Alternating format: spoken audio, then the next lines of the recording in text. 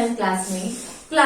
आज मैं आपको हिंदी साहित्य में जो पाठ 17 है उसका नाम है भिक्षुक।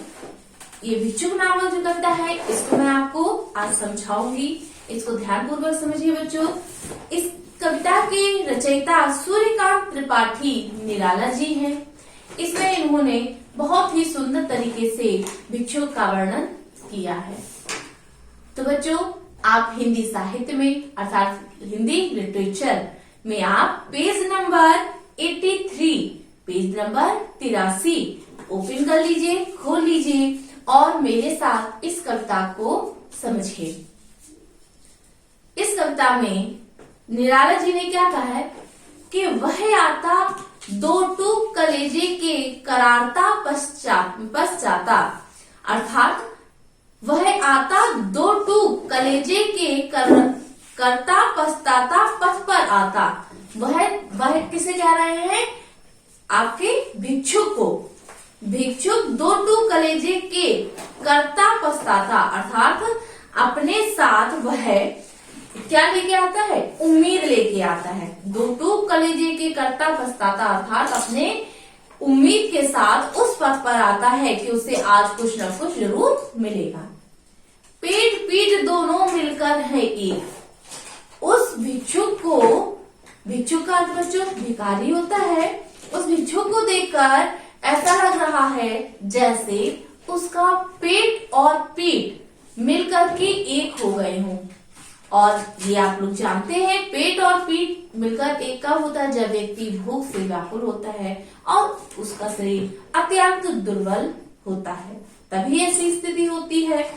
तो क्या कह रहा है कवि कहता है पेट पीठ दोनों मिलकर हैं एक। उसके पेट और पीठ मिलकर के दोनों एक हो गए हैं। चल रहा लकुटिया टेक। लकुटिया का अर्थ क्या है? लकड़ी को। लकुटिया टेक, वह कैसे चल रहा है? लकड़ी को टेक करके चल रहा है क्योंकि वह अत्यंत दुर्बल है।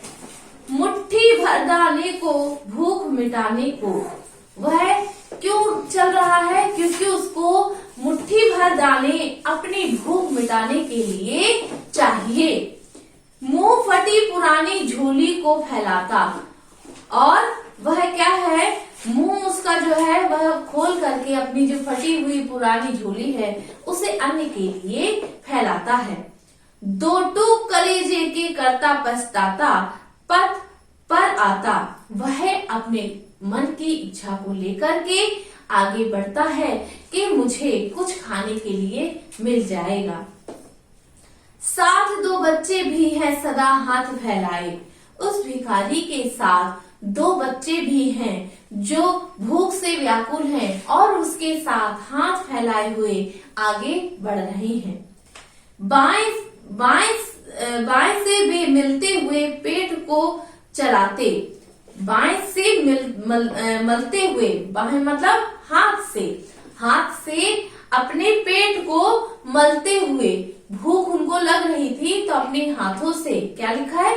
बाएं से वे मलते हुए पेट को चलते, अर्थात अपने हाथों से अपने पेट पर, उदर पर हाथ फैलाते हुए वह आगे की ओर बढ़ रहे हैं।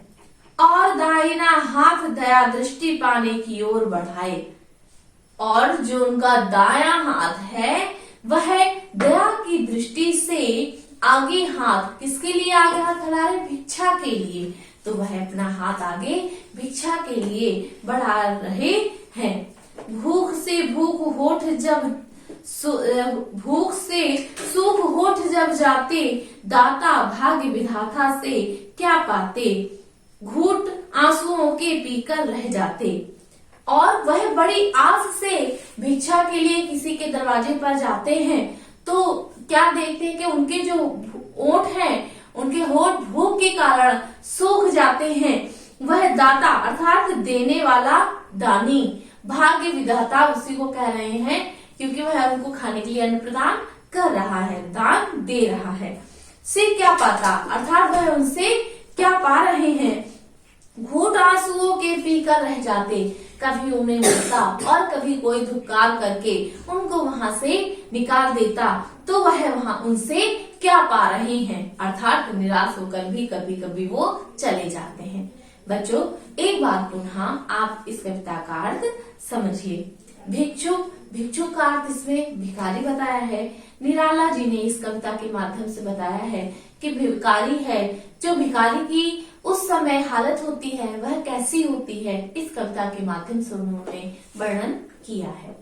तो सबसे पहले वो कहते हैं कि वह आता, अर्थात जो भिखारी आता है, दो टूक कलेजे के करता पछताता, पथ पर आता। वह अपने दिल के टुकड़े करके, अर्थात जो हृदय की जो उसकी भावनाएं होती हैं, परंतु भूख के कारण वह व्याकुल होता है, इसलिए वह अपनी भावनाओं को तोड़ करके आगे बढ़ता है। किसके लिए? और पछताता भी जाता है कि मैं भिक्षा मांग रहा हूँ, क्योंकि उसको भी मालूम होता है कि उसे पता नहीं आगे भिक्षा मिलेगी नहीं मिलेगी, उसको धुक्कार दिया जाएगा या फिर उसको दान में अन्न दिया जाएगा।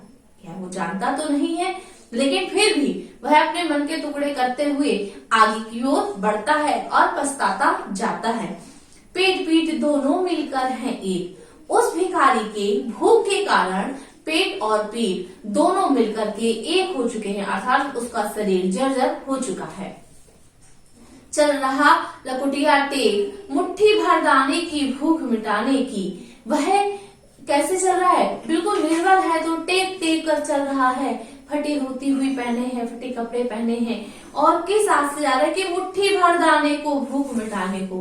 वह इसलिए आगे बढ़ रहा है कि उसको मुट्ठी भर दाने, जो उसकी भूख कोई क्षुधा को शांत कर सके, इस आस से वह आगे बढ़ते जा रहा है। मुंह फटी पुरानी झोली को फैलाता, वह मुंह खोल करके उसकी जो फटी हुई पुरानी झोली है, आने के लिए वह दूसरों के आगे फैलाता है। दो टूक कलेजे के करता पछताता, पथ पर आता। वह अपने हृदय के दो टुकड़े करते हुए पथ पर आगे बढ़ता हुआ पछताता चला जाता है। साथ दो बच्चे हैं सदा हाथ फैलाए, उसके साथ दो बच्चे भी हैं जो छोटे छोटे हैं, वह हाथ फैलाए हुए आगे की ओर उसी के साथ बढ़ते चले जा रहे हैं।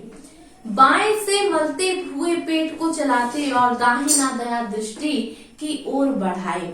उनका जो बायां हाथ है, बाएं हाथ से वह अपने उदर अर्थात पेट को सहलाते हुए और दाएं हाथ को आगे भिक्षा के लिए फैलाते हुए आगे बढ़ते हुए चले जाते हैं।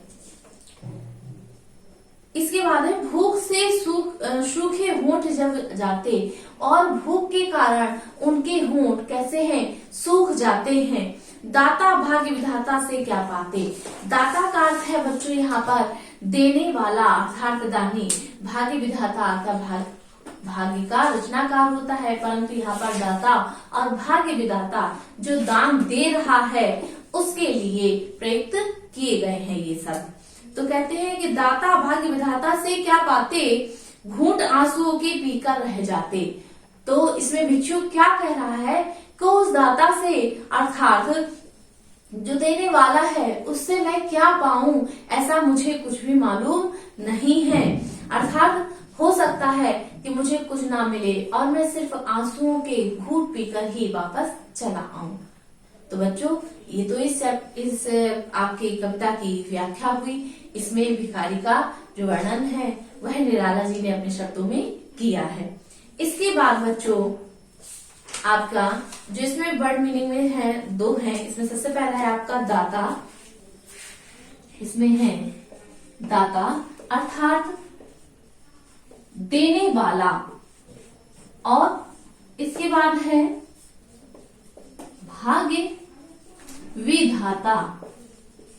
भाग्य विधाता इसमें शब्द एक प्रयोग हुआ है, इसका है भाग्य बनाने वाला। भाग्य बनाने वाला।